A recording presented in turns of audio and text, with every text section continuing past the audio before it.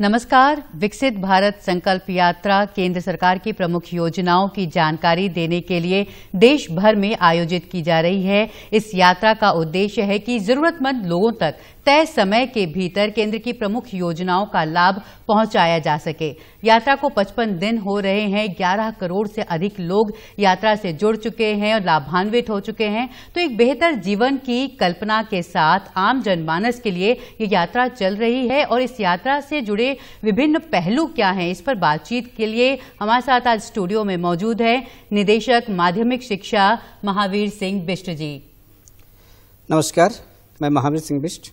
साथ ही हमारे साथ मौजूद हैं वरिष्ठ पत्रकार अरुण शर्मा जी। नमस्कार। आप दोनों का कार्यक्रम में बहुत बहुत स्वागत है। तो हम आज बात कर रहे हैं विकसित भारत संकल्प यात्रा की। महावीर जी, सबसे पहले मैं आपसे बात करूंगी कि जिस तरह प्रधानमंत्री नरेंद्र मोदी ने भी अपने संबोधन में कहा कि एक व्यक्ति को पहले पूरी जिंदगी गुजर जाती थी छोटी छोटी सुविधाओं का लाभ लेने के लिए और एक सरकारी योजना तक पहुंचने के लिए, और आज जो ये यात्रा है ये इस जो उसकी पूरी उम्र की जो संघर्ष था उसको बहुत आसान बना रही है और जो योजना उनको लोगों तक लेकर जा रही है। बहुत अच्छी बात है, क्योंकि विकसित भारत संकल्प ये माननीय मोदी जी का और प्रत्येक देशवासी का ये सपना है और इसके लिए जरूरी है कि हम गवर्नमेंट क्या क्या कर रही है इसको हर व्यक्ति तक पहुंचाने के लिए एक जन जागरूकता कार्यक्रम चलाया जाए।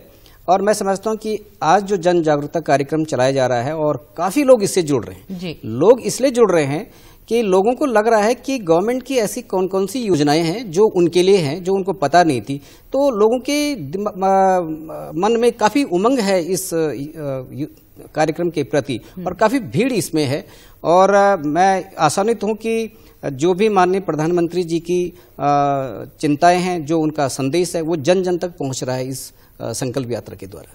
जी। और अरुण जी, जैसे पहले कहा जाता था कि लोगों को सरकारी दफ्तरों के चक्कर लगाने पड़ते थे, खुद प्रधानमंत्री नरेंद्र मोदी जी ने अपने संबोधन में ये बात कही, और अब क्या है, और उन्होंने ही इस बात का जिक्र किया कि अब जो सरकार है, जो विधायक है, जनप्रतिनिधि हैं, अधिकारी हैं, कर्मचारी हैं, वो लोगों तक जा रहे हैं, गांव-गांव तक जा रहे हैं। जो ये यात्रा है वो देश के सभी ग्राम पंचायतों और शहरी निकायों को कवर कर रही है। तो ये एक बड़ा परिवर्तन है इस लिहाज से। निश्चित तौर पर वर्षा जी, देखिए, आज तक 1947 में जब देश आजाद हुआ तो पहली सरकार से लेके और मोदी सरकार तक तमाम सरकारों ने आम जनता के लिए बहुत सारी योजनाएं बनाई, लेकिन कभी इस बात की समीक्षा शायद ही हुई हो कि वो योजनाएं उस जनता तक पहुंची या नहीं पहुंची जिसके लिए वो बनाई गई थी।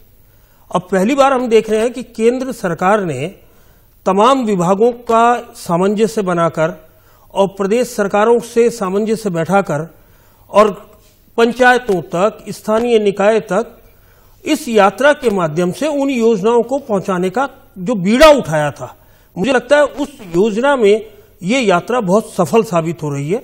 और अभी तक लगभग 12-13 करोड़ लोगों के पास 25 दिन हुए इस यात्रा को, अभी 20 दिन और चलनी है और अभी भी ये 12-13 करोड़ लोगों तक डायरेक्ट पहुंचना और उसमें से लाखों लोगों को आयुष्मान कार्ड बनना, उज्ज्वला योजना के लाभान्वित बनाना, या हम प्रधानमंत्री आवास योजना जैसी योजनाएं देखें, किसानों के लिए किसान बीमा योजना देखें, तमाम योजनाएं हैं, 20 के करीब योजनाएं इस यात्रा से जुड़ी हैं। और उन तमाम योजनाओं का लाभ जिस तरह जनता को मिल रहा है और जिसमें स्थानीय प्रशासन के साथ जो जनप्रतिनिधि हैं वो भी जिस तरह सक्रिय रूप से भागीदारी कर रहे हैं, निश्चित तौर पर पहले कभी ऐसा नहीं देखा गया था। जी। और महावीर जी, आप चूंकि शिक्षा विभाग में हैं और जो कहते हैं शिक्षा नींव है एक जागरूक समाज के, और ये जो पूरी यात्रा है इसका उद्देश्य भी यही है कि कैसे लोगों को उनके अधिकार के प्रति जागरूक किया जाए। ये योजनाएं उनका अधिकार भी हैं। तो शिक्षा विभाग की ही अगर मैं बात करूं तो कौन सी महत्वपूर्ण योजनाएं हैं जो लोगों तक पहुंचनी चाहिए, जो बहुत जरूरी लगती हैं आपको? देखिए, माननीय प्रधानमंत्री जी की जो एक संकल्प है कि विकसित भारत 2047 तक हमारा हो जाना चाहिए, तो निश्चित है कि विकसित भारत तभी होगा जो हम शिक्षा के क्षेत्र में विकसित हो जाएंगे। और शिक्षा का बड़ा दायित्व है, क्योंकि माननीय प्रधानमंत्री जी ने न्यू एजुकेशन पॉलिसी 2020 जो जारी की है, तो उसका भी कहीं ना कहीं यही उद्देश्य है कि हमारी शिक्षा बेरोजगार पैदा करने वाली ना हो, बल्कि हमारी शिक्षा ऐसे युवा पैदा करना की हो जो रोजगार उपलब्ध करा सके। ये मेन विजन है हमारे 2020 एजुकेशन का। और इसमें आप देखेंगे कि न्यू एजुकेशन पॉलिसी में बड़ा परिवर्तन कर दिया है कि हमने नर्सरी से लेकर के व्यवस्था कर दी है, बाल वाटिकाएं चलाने की बात कर दी है, और हम लोगों ने व्यावसायिक शिक्षा को जोड़ने की बात कर दी है कि हम जूनियर क्लासेस से, जो हमारा कक्षा 6 होता है, वहाँ से हम व्यावसायिक शिक्षा प्रारंभ करेंगे। हमने स्किल डेवलपमेंट के लिए भी कार्यक्रम जो है नई न्यू एजुकेशन पॉलिसी में रखे हैं। और एक सबसे बड़ी बात जो है वो ये है कि हम केवल एक औपचारिक शिक्षा ग्रहण नहीं करेंगे, बल्कि बच्चे को एक फ्रीडम होगी कि वो कौन सा सब्जेक्ट पढ़ना चाहता है और किस दिशा में आगे बढ़ना चाहता है। हमें इवैल्यूएशन सिस्टम को भी बिल्कुल चेंज करना होगा ताकि हम देखें कि हमारी जो न्यू एजुकेशन पॉलिसी की अवधारणा है उसको ग्रैस्प बच्चा कर पा रहा है कि नहीं कर पा रहा है। पूरा सिस्टम बदलने की आवश्यकता है। तो उन्होंने, चाहे वो छात्र हो, चाहे वो स्कूल हो, चाहे वो अध्यापक हो और चाहे अभिभावक हो, सारे लोगों की जिम्मेदारी न्यू एजुकेशन पॉलिसी में फिक्स कर दी गई है। तो मैं मानता हूं कि हमारा शिक्षा विभाग, क्योंकि अगर हम अच्छी शिक्षा प्रदान कर देंगे, क्योंकि विकसित भारत तभी होगा जब हम मानसिक रूप से भी विकसित होंगे। बिल्कुल ऐसा नहीं कि हम पढ़ लिख गए और आज भी कई बाह्य 8 नंबरों का, कई रूढ़ियों की हम बात करते हैं। हमें जो है कई सारी चीजें हैं कि हम विज्ञान की शिक्षा देते हैं, लेकिन आज भी हम विज्ञान शिक्षा क्यों प्रदान की जा रही है, उसका हमारे दैनिक जीवन में क्या उपयोग है, हम नहीं समझ पाते।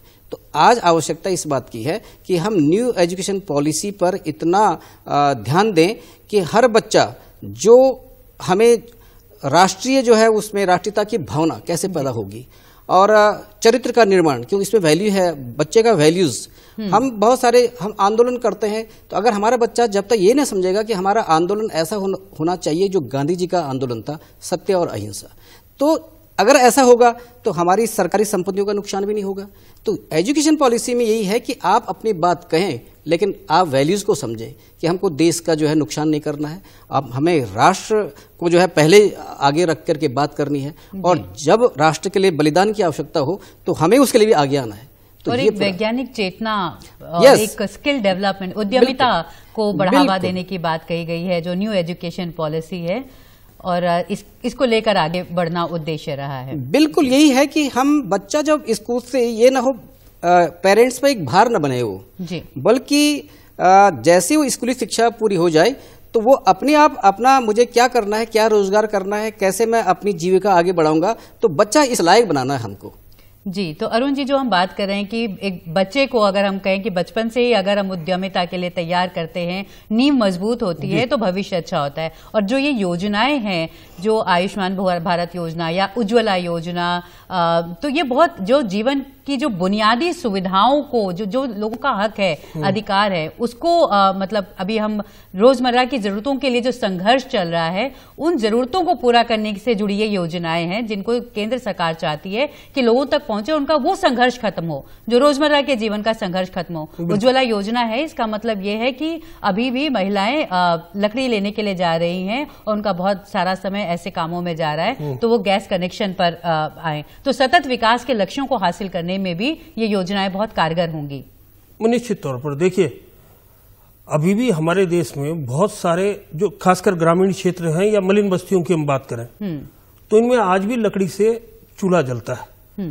अब उस लकड़ी के चूल्हे के प्रधानमंत्री कई बार कई भाषणों में उल्लेख कर चुके हैं कि उस धुएं से स्वास्थ्य पर भी प्रतिकूल असर पड़ता है और घर की स्थिति भी एक प्रदूषण फैलता है। और अगर उसको उज्ज्वला योजना के जरिए एक कनेक्शन मिलता है गैस का, और वो गैस के चूल्हे पे अगर रोटी बनाती है, तो उससे उनका स्वास्थ्य भी ठीक होगा और प्रदूषण भी नहीं होगा। तो ये एक निहायत जरूरी चीज है जो आम जनजीवन की रोजमर्रा की दिनचर्या से जुड़ी है। इसी तरह हम बात करें आयुष्मान कार्ड की, तो अब देख लीजिए कि पूरे देश में इतने आयुष्मान कार्ड बन गए हैं कि उसका लाभ बहुत ज्यादा बना रहे हैं। मेरे को तो खुशी होती है बताते हुए कि आयुष्मान कार्ड यूज करने के मामले में उत्तराखंड का एक निजी मेडिकल कॉलेज प्रथम स्थान पर पूरे देश में आया, हिमालय हॉस्पिटल जॉलीग्रांट। सबसे ज्यादा आयुष्मान कार्ड का इस्तेमाल लोगों ने उस हॉस्पिटल में किया और उनको स्वास्थ्य मंत्रालय की तरफ से प्रथम पुरस्कार देश में मिला है। तो ये भी कहना चाहिए कि एक दूसरे के साथ कहीं ना कहीं एक स्पोर्ट्समैन स्पिरिट की भावना भी डेवलप होती है कि अगर ये हॉस्पिटल इस तरह कुछ काम कर रहा है, जनता इस हॉस्पिटल के अंदर ज्यादा आ रही है, जनता ज्यादा लाभ कमा रही है, तो दूसरे हॉस्पिटल भी उसके लिए प्रेरित हों, उनको प्रेरणा मिले कि वो किस तरह उस काम को और बेहतर तरीके से कर सकते हैं।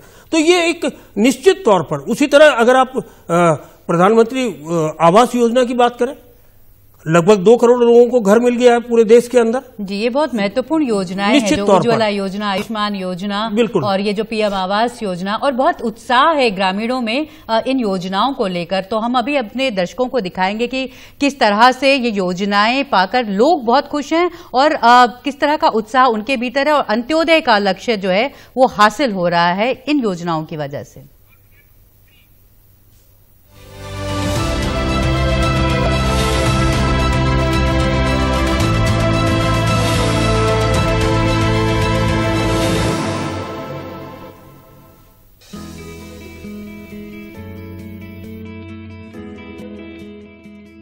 अंत्योदय के उद्देश्य के साथ शुरू विकसित भारत संकल्प यात्रा 50 से अधिक दिन पूरे कर चुकी है और 11 करोड़ से अधिक लोग इससे जुड़ चुके हैं। यह सरकार की नहीं बल्कि देश की यात्रा बन गई है।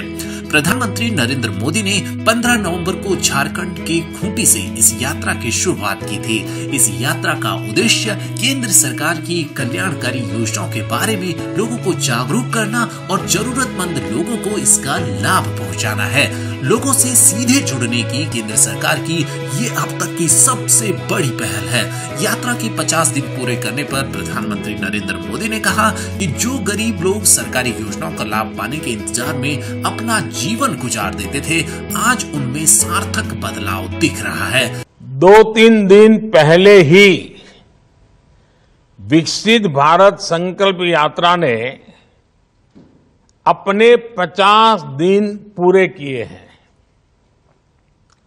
इतने कम समय में इस यात्रा से 11 करोड़ लोगों का जुड़ना, ये अपने आप में अभूतपूर्व है। समाज में अंतिम पायदान पर खड़े व्यक्ति तक सरकार खुद पहुंच रही है, उसे अपनी योजनाओं से जोड़ रही है। विकसित भारत संकल्प यात्रा सिर्फ सरकार की नहीं बल्कि देश की यात्रा बन चुकी है, सपनों की यात्रा बन चुकी है, संकल्पों की यात्रा बन चुकी है। उत्तराखंड में भी लाखों लोग पूरे उत्साह के साथ इस यात्रा से जुड़ चुके हैं और ये सिलसिला जारी है। राज्य के ग्रामीण क्षेत्रों से अब तक इस यात्रा में 17,76,000 से अधिक ग्रामीणों ने भाग लिया। ग्रामीण क्षेत्रों में अब तक 3,10,000 से अधिक लोग स्वास्थ्य शिविर का लाभ ले चुके हैं। 20,000 से अधिक लाभार्थियों को प्रधानमंत्री उज्ज्वला योजना का लाभ दिया गया है। वहीं राज्य के शहरी क्षेत्र की बात करें तो शहरी क्षेत्र में विकसित भारत संकल्प यात्रा में 1,04,000 से ज्यादा लोग शामिल हो चुके हैं। शहरी क्षेत्रों में आयोजित स्वास्थ्य शिविर में 13,000 से अधिक लोग पहुंचे। वहीं 3,325 से अधिक लोगों ने आयुष्मान कार्ड का लाभ लिया, जबकि 3,000 से अधिक लोगों को प्रधानमंत्री उज्ज्वला योजना का लाभ पहुंचाया गया। केंद्र सरकार की योजनाओं के लाभार्थियों ने विकसित भारत संकल्प यात्रा की इस पहल से जुड़े अपने अनुभव साझा किए। मैं चूल्हे में खाना बनाती थी, 20 रुपए धड़ी लकड़ी भी मिलती थी, बहुत दिक्कत होती थी, बच्चों को भी स्कूल में लेट हो जाता था, देर हो जाती थी। पर जब से मुझे ये उज्ज्वला गैस योजना मिली है मोदी जी की तरफ से, उनका बहुत बहुत धन्यवाद। मैं बहुत शुक्रगुजार हूँ उनकी कि उन्होंने मुझे दिया गैस, और मैं अब बच्चों को भी टाइम से स्कूल पहुँचाती हूँ और खाना अच्छे से बनता है और बढ़िया मेरी घर गृहस्थी अच्छी चल रही है। पहले लकड़ी लाना बनाना ऐसे बहुत ज़्यादा दिक्कत होती थी, पर अब ऐसा कुछ नहीं। बहुत उनका धन्यवाद। प्रधानमंत्री ये स्ट्रीट वेंडर आत्मनिर्भर भारत की योजना का हमने लाभ उठाया, जिसमें कि पहला लोन हमें कोरोना काल के टाइम पे पहला लोन हमें उस टाइम मिला था 10,000 रुपये का, उसके बाद जो दूसरा लोन अभी हमारा हुआ वो हुआ है 20,000 का। तो प्रधानमंत्री जी की जो भी योजनाएं चल रही है उनका हम पूरा लाभ उठा रहे हैं। विकसित भारत संकल्प यात्रा का उद्देश्य देश की बड़ी आबादी को छोटी छोटी रोजमर्रा की जरूरतों के लिए संघर्ष से बाहर निकालना है। इसीलिए यात्रा में विशेष तौर पर गरीबों, किसानों, महिलाओं और युवाओं पर ध्यान केंद्रित किया जा रहा है। ब्यूरो रिपोर्ट, दूरदर्शन समाचार, देहरादून। जी, तो महावीर जी, जैसे हमने अभी ये रिपोर्ट भी देखी कि किस तरह से लोग जुड़ रहे हैं और उत्तराखंड का ही आंकड़ा है कि 18 लाख से अधिक लोग विकसित भारत यात्रा से जुड़ चुके हैं। तो अगर हम इसे इस तरह से देखें, इस यात्रा से पहले और बाद के रिस्पांस को समझने की कोशिश करें कि ये योजनाएं तो हैं, मौजूद हैं, लेकिन लोगों में अवेयरनेस, जागरूकता और ये जानकारी लाना, सूचनाओं को पहुंचाना, जिसका ये यात्रा ये माध्यम है कि किस तरह से ज्यादा लोगों को इन योजनाओं से तक पहुंचाया जाए। जी, इसमें ये बहुत अच्छा प्रयास है, क्योंकि हम ये मानते हैं कि शिक्षा अपनी जगह पे है, लेकिन अवेयरनेस बिल्डिंग बहुत जरूरी है। क्योंकि जहां हम नहीं पहुंच सकते, हमारा एक दायरा है कि हम स्कूलों तक हैं, लेकिन जन जन तक अगर हम नहीं पहुंच पा रहे हैं और अब ये संकल्प यात्रा पहुंच रही है, तो कई सारे लोगों को ग्रामीण क्षेत्रों में योजनाओं का पता ही नहीं होता है। उनको शिक्षा विभाग की क्या योजनाएं चल रही हैं पूरी तरह से पता नहीं है, समाज कल्याण विभाग की क्या योजनाएं चल रही हैं उनके बारे में पूरा पता नहीं है। जो लाभार्थी है, अगर उसको योजनाओं के बारे में पता ही नहीं होगा तो लाभार्थी कैसे लाभ लेगा इसका। तो माननीय प्रधानमंत्री जी ने एक संकल्प यात्रा जो शुरू की है और उनका सपना कि हम विकसित भारत बनना चाहते हैं, तो सही बात है कि हमारे हर व्यक्ति को, जो अंतिम छोर का व्यक्ति है, चाहे वो ग्रामीण क्षेत्र हैं, चाहे वो शहरों में भी हमारे बहुत सारे ऐसे क्षेत्र हैं जहां पर मलिन बस्ती हम कहते हैं, और लोगों को केवल अपने जीविकोपार्जन का ही एकमात्र उनके सामने उद्देश्य होता है। वो नहीं जानते हैं कि हमारे लिए सरकार ने, चाहे वो भारत सरकार हो चाहे वो राज्य सरकार हो, क्या क्या प्रोविजन कर रखे। यद्यपि हम कोशिश करते हैं कि अपने शिक्षकों के माध्यम से प्रयास रहता हमारे मुख्यमंत्री जी का, हमारे शिक्षा मंत्री जी का, कि शिक्षकों के माध्यम से भी हम, जैसे एनएसएस हमारे स्कूलों में है, एनसीसी हमारे स्कूलों में, स्काउट गाइड हमारे स्कूलों में है, तो उनको भी हमारे निर्देश होते हैं कि जो भी गवर्नमेंट की योजनाएं होती हैं उनको आप जन जन तक पहुंचाएं। लेकिन मैं आपसे ये जरूर जानना चाहूंगी, क्योंकि जब हम बात कर रहे हैं शिक्षा की और इन तमाम योजनाओं की, तो कहते हैं कि महिला का सशक्त होना एक पूरे परिवार को सशक्त करता है।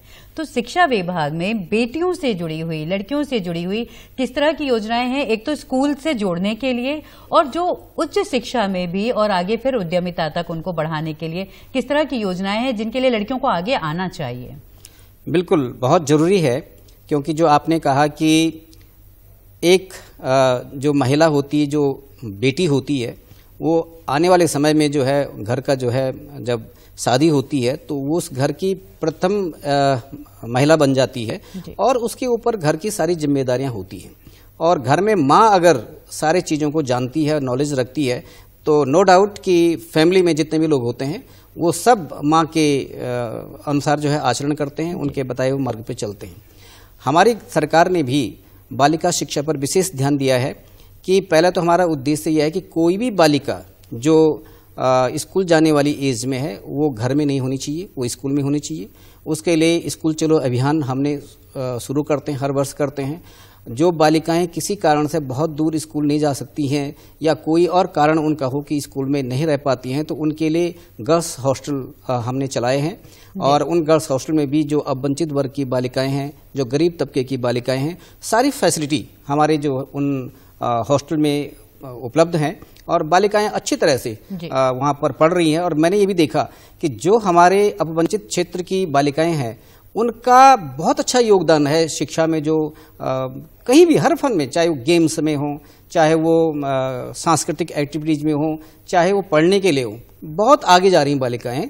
और बालिकाओं के लिए सरकार ने जो है बहुत सारी योजनाएं, जैसे साइकिल योजना चलाई हुई है। तो साइकिल योजना का भी उद्देश्य ये है कि बालिकाएं अपने घर से और स्कूल तक अगर सड़क मार्ग से जा रही हैं तो उनके पास अगर कोई व्हीकल की सुविधा नहीं है तो साइकिल गवर्नमेंट दे रही है, वो साइकिल खरीदेंगे और अपनी साइकिल से जाएंगे। जो हमारे ग्रामीण क्षेत्रों में है वहां पर अगर पैदल चलती हैं तो उसके लिए उनको एफडी दी जाती है, इसलिए कि ताकि वो एफडी के रूप में अगर साइकिल नहीं मिलती है लेकिन उनको भी प्रोत्साहन के लिए पैसा दिया जाता है और उनके माँ बाप को भी पैसा दिया जाता है। और यही नहीं, बालिकाओं के स्वास्थ्य पर भी विशेष ध्यान है, हेल्थ चेकअप किया जाता है। न्यूट्रिशन की जो बात हो, जो PM श्री योजना चलाई जाती है, वो गर्ल्स को ही मद्देनजर रखते हुए चलाया गया है, क्योंकि एडोलसेंट गर्ल्स में जो है बहुत सारे खून की कमी इत्यादि होना पाया जाता है, तो उसके लिए भी PM श्री योजनाएं हैं। तो कहीं ना कहीं हम गर्ल्स के लिए स्पेशल शिक्षा में जो ड्रॉप आउट रेट है गर्ल्स का, हमने देखा है कि वो ज्यादा होता है, तो वहां पर उनको प्रोत्साहित करने के लिए, आगे बढ़ाने के लिए किस तरह की योजनाएं? बिल्कुल ये है कि जो ट्रांजिशन हमारा होता है एलिमेंट्री और सेकेंडरी लेवल पे तो अच्छा है, लेकिन हायर एजुकेशन में थोड़ा हमको समाज को भी मोटिवेट करना होगा कि ऐसा ना हो कि हम बालक की शिक्षा पे तो बहुत ध्यान देते हैं और समझते हैं, बालक को हम एसेट समझते हैं कि साहब इस पर हम अगर इन्वेस्ट करेंगे तो शायद ये हमको कमा करके ज़्यादा देगा, और बालिका शादी हो जाएगी, दूसरे घर में जाएगी, हमारा इतना इन्वेस्ट करना बेकार है। ये एक कुछ मेंटलिटी उन दूरस्थ क्षेत्रों में है। तो ऐसी संकल्प यात्रा इसलिए निकाली जा रही है कि इसमें हम लोगों को बताते हैं कि भाई बालक हो चाहे बालिका हो, आज आपका बालक है तो किसी घर की बालिका आपकी बहू के रूप में आएगी और आपकी बालिका दूसरे घर में जाएगी, तो अगर वो बालिका सशक्त होगी, वो पढ़ाई लिखाई में अच्छी होगी और वो रोजगार परक होगी, तो दूसरे घर को बेनिफिट करेगी, आपके घर को बेनिफिट करेगी। तो हमें इस मानसिकता को बदलना होगा। एसेट तो वही है। बिल्कुल जी। और अरुण जी, जो हम बात कर रहे हैं अभी बालिका की हमने बात की, ऐसे ही युवा, किसान और उद्यमिता लाने की जो बात है, जिस पर बहुत ज्यादा बढ़ावा दिया जा रहा है, और मुद्रा योजना है जो या स्टार्टअप, स्टैंड अप इंडिया जैसी योजनाएं हैं, ये बहुत मतलब अब लोगों के अंदर एक बदलाव ये आ रहा है कि वो नौकरियों के साथ साथ अपने आप को उद्यम के लिए भी तैयार हो रहे हैं, और ये योजनाएं उनके लिए खास तौर पर डिजाइन की गई हैं। देखिए वर्षा जी, जो प्रधानमंत्री की ये जो संकल्प यात्रा है जी, इसका जो फोकस है, मुझे लगता है कि ग्रामीण है, किसान है, युवा है और महिलाएं हैं, और कहीं ना कहीं वो जो वर्ग है एक, उसको ही ध्यान में रखकर ये जो सरकारी योजनाएं बनाई गई और उन सरकारी योजनाओं को इम्प्लीमेंट करने की दिशा में जो प्रयास किए जा रहे हैं, वो एक जरूरी कदम इस यात्रा के जरिए उठाए जा रहे हैं। जैसे हम देखें कि तमाम देश के करोड़ों किसानों को वो किसान निधि दी जा रही है, जो साल में 6,000 रुपए दी जाती है। करोड़ों किसान उससे लाभान्वित होते हैं। कई बार सूखा की वजह से, अकाल की वजह से, और डॉक्टर साहब तो जानते हैं कि पहाड़ में ये स्थिति अमूमन बन जाती है कि यहाँ वर्षा के ऊपर जो खेती निर्भर है वो वर्षा नहीं होती, अभी भी इस मौसम में नहीं हो रही है, तो कहीं ना कहीं फसलें तबाह हो जाती हैं। तो उन किसानों को उसका लाभ मिले, जिससे कम से कम वो हतोत्साहित ना हो और फिर से एक कमर कस के वो दूसरे उद्यम में लग सके।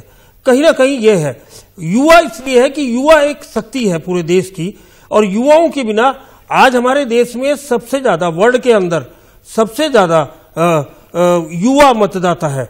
तो कहीं ना कहीं वो मतदाता, आज जो मतदाता है, कल वो देश के नागरिक बनेंगे, तो उनके अंदर कौन से स्किल है, उनको बाहर निकाल कर उसको डेवलप करना और उनको उस दिशा में बढ़ावा देना, और उसके लिए तमाम योजनाएं बनाना, जिससे उनको कहीं ना कहीं वो स्टार्टअप के जरिए उसका अपने मनपसंद काम को शुरू कर सके। और आज हिंदुस्तान पूरी दुनिया के अंदर सबसे ज्यादा स्टार्टअप स्टार्ट करने वाला देश बन चुका है। और मुझे तो एक बड़ा आश्चर्य, एक मैं कहीं पढ़ रहा था कि ये जो यात्रा, अब तक यात्रा ने जिन क्षेत्रों को कवर किया है, वो लगभग 15-20 देश, जो ऑस्ट्रेलिया, कनाडा, उनकी आबादी से ज्यादा क्षेत्र को उन्होंने कवर कर लिया। ये एक बड़ा महत्वपूर्ण मुद्दा है इस यात्रा का। और आप देखिए, महिलाएं, जैसे डॉक्टर साहब ने बताया, रीढ़ होती हैं, तो उन महिलाओं को कहीं ना कहीं स्वरोजगार की दिशा में स्वयं सहायता समूह के जरिए उनके उत्पादों को बाजार देना और उसके जरिए उनकी आर्थिकी को बढ़ावा देना, ये भी काम इस यात्रा के जरिए हो रहा है। और मुझे तो ये लगता है कि आज जो ग्रामीण क्षेत्र है वो, क्योंकि हम अगर आंकड़े देखें तो ग्रामीण क्षेत्र के आंकड़े बिल्कुल आगे हैं और शहरी क्षेत्र के बहुत कम हैं। और महिलाओं की भी बात करें तो महिलाओं ने बहुत ज्यादा फायदा, मतलब इस यात्रा से उठाया है। बिल्कुल बिल्कुल, ये बिल्कुल वर्षा जी। और महावीर जी, जब हम बात कर रहे हैं कि ग्रामीण क्षेत्र और शहरी क्षेत्र, और शहरी क्षेत्र में लोग ग्रामीण क्षेत्रों की तुलना में कम, जरूरत भी कम होगी, क्योंकि वंचित तबके के लोगों तक को लाभान्वित करने की एक तो बात हो रही है, लेकिन क्या एक ऐसी आबादी भी है जिस पर बहुत ज़्यादा ध्यान देने की ज़रूरत है, जो शहरी क्षेत्र में है और निम्न तबके की है, जो माइग्रेट करते हैं, जो अपने श्रम के लिए श्रमिक के तौर पर कभी दूसरे राज्य में, दूसरे शहर में जाते हैं, और उनको भी किस तरह से कवर किया जाए और इन योजनाओं का लाभ दिया जाए, उस पर भी बहुत फोकस होकर काम करने की जरूरत है? बिल्कुल, ये बहुत जरूरी है क्योंकि हमारे शहरी क्षेत्रों में सुविधाएं तो बहुत हैं जी, सर्वाधिक सुविधाएं हैं। ग्रामीण क्षेत्रों का पलायन होने का भी कारण यह है कि शहरी क्षेत्रों में सारी सुविधाएं हैं, ग्रामीण क्षेत्रों में नहीं है। लेकिन शहरी क्षेत्रों में भी उन सुविधाओं का उपभोग कौन कर रहा है? वो लोग कर रहे हैं जो सब कुछ जानते हैं, वो लोग सक्षम है।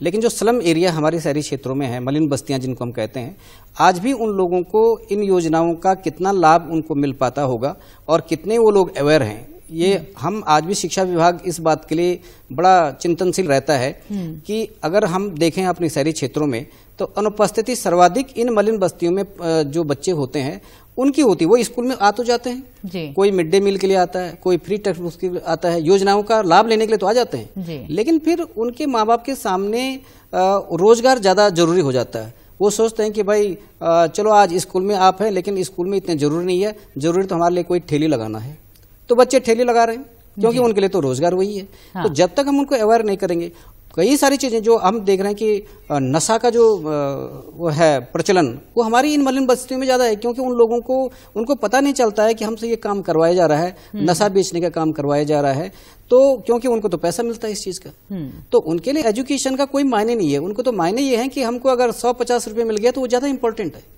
अब लोग कहीं भीड़ इकट्ठी करने के लिए मलिन बस्ती के लोगों को ले जाते हैं। तो जब तक इस जो हमारी विकसित संकल्प यात्रा है, उस संकल्प यात्रा में शहरी क्षेत्र के मलिन बस्तियों को भी हमको टारगेट करना होगा और सरकारी योजनाएं उनके लिए क्या क्या हैं। उनके लिए स्वास्थ्य की योजनाएं जरूरी हैं क्योंकि उनको पता ही नहीं है, बहुत सारे रोग ऐसे हैं जो उन लोगों के कारण फैलते हैं। वो बहुत ही कॉम्पैक्ट रूप में रहते हैं, एक कमरे के अंदर 5-5, 6-6, 7-7 तक लोग रहते हैं। तो ऐसा अगर कोई उनमें से कोई रोगी हो जाए और ऐसा रोग हो जिसको कि संक्रमण हो सकता है तो उसकी परेशानी हो सकती है, उन लोगों को स्वास्थ्य की परेशानी हो सकती है। वहां पर पेयजल की परेशानी होती है, ऐसा पानी पी रहे हैं जो पॉल्यूटेड पानी है, तो वहां तक पहुंचना बहुत जरूरी है उन क्षेत्रों तक, और तभी हम ये विकसित जो संकल्प यात्रा है उसका उद्देश्य भी पूरा होगा। जी बिल्कुल। और अरुण जी, जैसे कि प्रधानमंत्री जी अपने संबोधन में कह रहे थे कि ये मोदी की गारंटी वाली गाड़ी है कि जो आगे बढ़ रही है कि कैसे ये गारंटी कि हर व्यक्ति और हर व्यक्ति शपथ भी दिलाई जा रही है, साथ ही विकसित भारत का संकल्प जो लिया जा रहा है कि कैसे देश के निर्माण में, राष्ट्र के निर्माण में हर व्यक्ति की भूमिका भी हो, वो हर व्यक्ति अपना रोल बहुत अच्छे से निभाए। जी देखिए, ये तो मैं कहूंगा कि एक प्रधानमंत्री की कला है कि वो अपनी विकसित जो उनकी वाणी की क्षमता है उससे वो आम आदमी से सीधे सीधे जुड़ जाते हैं और उसी का लाभ कहीं ना कहीं उनको मिलता है। और इसी देखिए उनकी इस यूएसपी, मैं कहूंगा यूएसपी का जो लाभ है आज वो पूरे देश को मिल रहा है।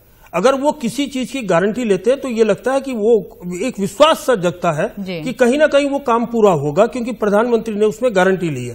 तो ये युवाओं के लिए, महिलाओं के लिए, ग्रामीणों के लिए, किसानों के लिए जो मोदी की गारंटी है, मुझे लगता है आज वो उनके लिए भी महत्वपूर्ण है जिनके लिए वो योजनाएं बन रही हैं, क्योंकि उन योजनाओं का लाभ सीधे सीधे डीबीटी के माध्यम से उनको तक पहुंच रहा है।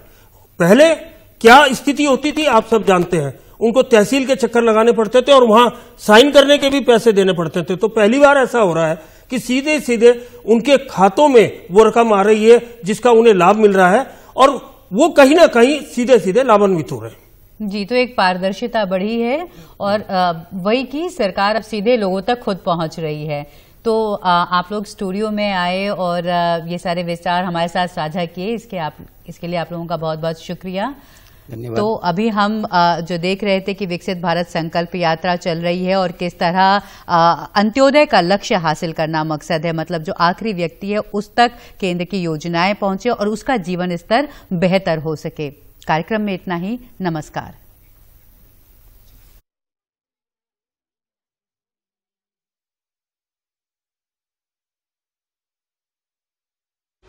मोदी सरकार की गारंटी, महिलाओं के लिए धुआं मुक्त रसोई, प्रधानमंत्री उज्ज्वला योजना के तहत 10 करोड़ गैस कनेक्शन। हमारा संकल्प विकसित भारत।